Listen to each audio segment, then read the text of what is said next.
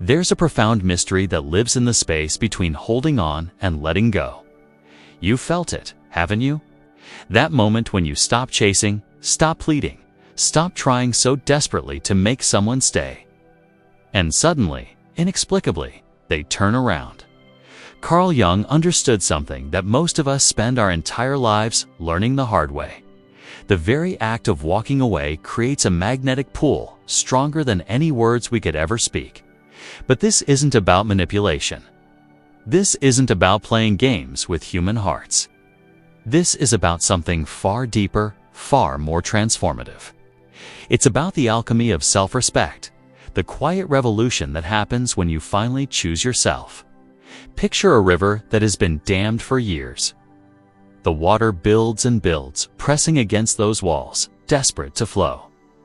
Then one day, the dam breaks. The river doesn't fight anymore, simply flows in its natural direction. And everything in its path is drawn to that effortless power. When you walk away, you become that river. You stop being the dam that holds everything back, including your own authentic self. Jung spoke of individuation, the process of becoming whole, of integrating all the scattered pieces of who you are into something complete and undeniably yours. Walking away is often the first step in this sacred journey. Think about the last time someone pursued you relentlessly. Remember how it felt. The pressure, the suffocation, the way their needs seemed to push against your very soul. Now flip that mirror. When we chase, we become the storm that others run from. But when we walk away, when we truly, genuinely walk away, we become the calm that others long to return to. There's a woman sitting in a coffee shop right now, staring at her phone. For months, she's been texting him first, calling when he doesn't call, making excuses for his silence. Her friends tell her to move on, but her heart whispers, what if? Today, for the first time in 6 months, she puts her phone face down. She orders her coffee black instead of the way he likes it. She walks out without checking for messages. And somewhere across town, he feels it. That absence, that shift in the universe where her attention used to live. This is the paradox Jung illuminated. We attract what we are, not what we want. When we operate from desperation, we attract desperation. When we operate from wholeness, we become irresistible. Walking away isn't about them. It was never about them. It's about you reclaiming the parts of yourself you gave away, piece by piece, in the name of love. Every time you chose their mood over your peace, you walked away from yourself. Every time you silenced your intuition to keep them comfortable, you abandoned your own wisdom. Every time you made yourself smaller to fit into their limited vision of who you should be, you betrayed your own becoming. Jung called this shadow work. Facing the parts of ourselves we've rejected or hidden away. Sometimes the biggest shadow we carry is our own magnificence, own worth, our own ability to be complete without needing someone else to fill the spaces. When you walk away, you're not just leaving a situation or a person, you're walking toward yourself. And that version of you, the one who knows their worth, who honors their own needs, who refuses to beg for crumbs when they deserve the whole feast. That version is magnetic in ways your desperate self never could be. There's a man who spent 2 years trying to prove his worth to someone who saw him as an option. He wrote letters she never read. He showed up at places she might be. He rearranged his entire life around the possibility of her love. Then one Tuesday, nothing special about the day, he woke up tired. Not physically tired, but soul tired. It's a kind of exhaustion that comes from carrying someone else's indifference as if it were his own failing. He deleted her number, not in anger, but in reverence for his own peace. He stopped checking her social media. He started taking the long way home, the way that didn't pass her street. 3 weeks later, she called. Her voice was different. Softer, curious, almost vulnerable. "I've been thinking about you," she said. And for the first time in 2 years, he wasn't available for her thoughts. This is what happens when you stop making yourself available for breadcrumbs. The universe rearranges itself to offer you the whole meal. But here's what Jung knew that most people miss. The goal isn't to make them follow. The goal is to become so aligned with your own truth that whether they follow or not becomes irrelevant. When you walk away from the right reasons, from self-respect, from self-love, from a deep knowing that you deserve better, you activate something ancient within you. You remember that you are not half of something waiting to be completed.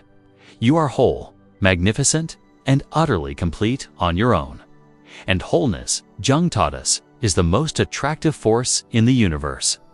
Think about the people in your life who you're naturally drawn to. I bet they're not the ones who chase you, who need constant reassurance, who make their happiness conditional on your response. You're drawn to the ones who seem complete within themselves, who have that quiet confidence that comes from knowing exactly who they are. When you walk away, you step into that same energy. You become the person others are naturally drawn to. Not because you're playing hard to get, but because you've gotten hard to lose. There's a difference between walking away as a strategy and walking away as a prayer. Strategy comes from the ego. It's manipulative, calculated, designed to get a specific outcome. Prayer comes from the soul. It's surrender. It's honoring your own worth. It's trusting that what's meant for you will find its way to you. Jung understood that our external relationships are mirrors of our internal relationship with ourselves. When you're constantly seeking validation from others, it's because you've abandoned yourself somewhere along the way. Walking away is an act of coming home to yourself. It's saying, I matter. My peace matters. My joy matters. And I will not sacrifice these sacred things for anyone, not even you. There's a young woman who spent her 20s believing that love meant sacrifice. That if she just gave enough, loved enough, bent enough, someone would finally choose her completely. She gave away her dreams, her boundaries, her very sense of self. Now she sits in her own apartment, surrounded by books she actually wants to read. Plants she chose because they make her happy. Silence that belongs entirely to her. And she realizes this is what she was searching for all along. Not someone to complete her, but permission to be complete on her own. The phone rings sometimes, voices from her past, suddenly interested now that she's not interested in them. But she's learned something profound. The love that chases you when you walk away was never really about you. It was about the challenge, the conquest, the fear of loss. Real love doesn't need you to walk away to recognize your worth. Real love sees you clearly and chooses you consistently, whether you're coming or going. Jung spoke of synchronicity, meaningful coincidences that seem to align when we're living in harmony with our authentic selves. Walking away often triggers these synchronicities. New opportunities appear. Better aligned people enter your life. Doors open that you didn't even know existed. This happens because when you stop forcing things, you create space for what's naturally meant to flow into your life. Every relationship that requires you to abandon yourself is asking the wrong question. Instead of, how can I make them love me? The question becomes, how can I love myself so completely that only authentic love can find me? When you walk away from what doesn't serve you, you make room for what does. When you stop accepting less than you deserve, the universe stops offering you less than you deserve. There's a profound difference between being alone and being lonely. Loneliness comes from abandoning yourself. Being alone, truly, peacefully alone, comes from finding yourself so interesting, so complete, so worthy of your own company, that solitude becomes a gift rather than a punishment. Jung called this individuation. The process of becoming who you truly are, separate from who others need you to be. It's the bravest journey a human can take, and it often begins with a single step away from what's familiar but not fulfilling. When you walk away, you're not running from love. You're running toward it. Toward the love you deserve. The love that sees you clearly and chooses you completely. The love that begins with how you treat yourself. The people who are meant to be in your life will make space for your becoming. They will celebrate your growth, honor your boundaries, and love you more deeply as you become more fully yourself. The ones who only pursue you when you're leaving were never loving the real you anyway. They were loving their idea of you, their need for you, their fear of losing you. But they were not loving you. Jung understood that we can only give what we have. If you don't have self-love, you can't give authentic love. If you don't have self-respect, you can't inspire respect in others. If you don't believe in your own worth, you can't convince anyone else to value you. Walking away is an act of faith. Faith that you are worthy of better. Faith that love should feel like coming home rather than going to war. Faith that the right person will see your worth without you having to perform or prove or plead for it. There's a man who learned this lesson at 45. After years of relationships where he gave everything and received scraps, he made a different choice. He chose himself. Not selfishly, but sacredly. He started saying no to plans that drained him, yes to activities that filled him. He began treating his own time as valuable, his own energy as precious, his own heart as worth protecting. The shift was subtle at first, then profound. People noticed. His ex-wife, who had taken his kindness for granted, suddenly wanted to know who this new version of him was. His adult children started calling more, drawn to this father who had found his center. But the most beautiful part wasn't who came back. It was who he became in the process of choosing himself. Confident without being arrogant. Kind without being desperate. Available without being needy. This is the gift of walking away. Not who it brings back, but who it reveals you to be. Jung believed that what we resist persists, and what we embrace transforms. When you stop resisting your own worth, when you embrace the truth that you are enough exactly as you are, everything shifts. The energy you were spending chasing becomes available for creating. The attention you were giving to someone who didn't appreciate it becomes available for yourself and those who do.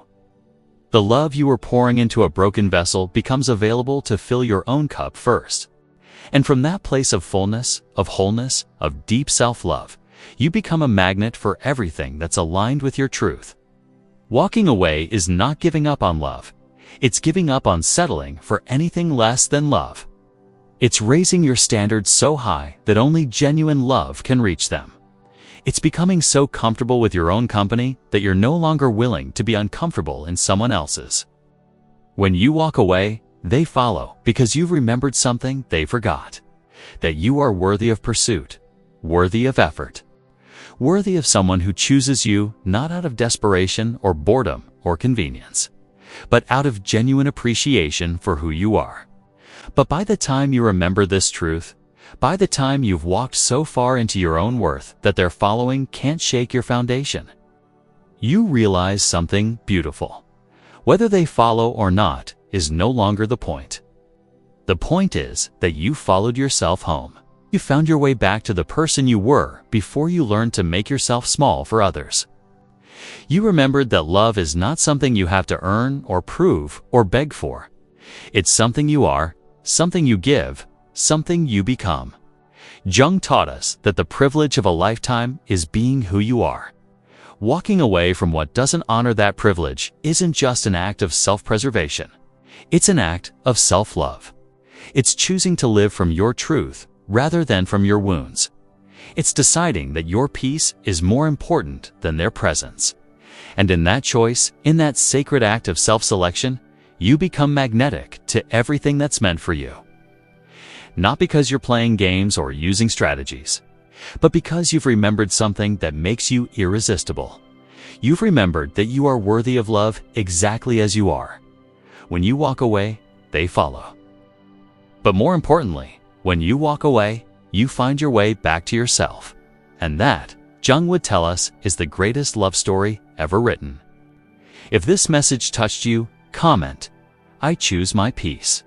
Let this be your declaration, your commitment to honoring the sacred relationship you have with yourself. Because when you choose your peace, everything that's meant for you will find its way home.